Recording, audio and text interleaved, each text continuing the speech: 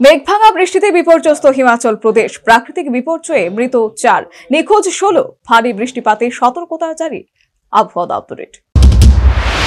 মেঘভাঙা বৃষ্টিতে ভয়ঙ্কর বিপর্যয় হিমাচল প্রদেশের মান্ডি জেলায়।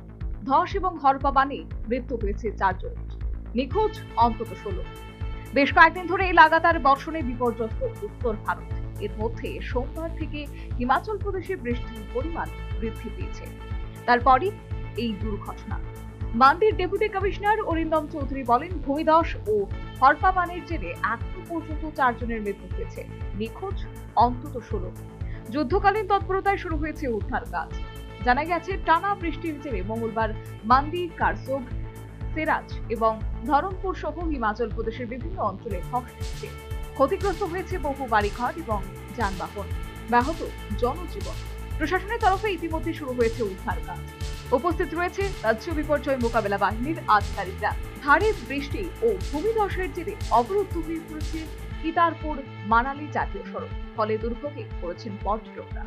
সূত্রের খবর, রাতভর ওই টানেলে আটকে পড়েছিল যাত্রী সহ অসংখ্য গাড়ি। পরে উদ্ধার কাজ শুরু হলে পরিস্থিতি ধীরে ধীরে স্বাভাবিক হয়।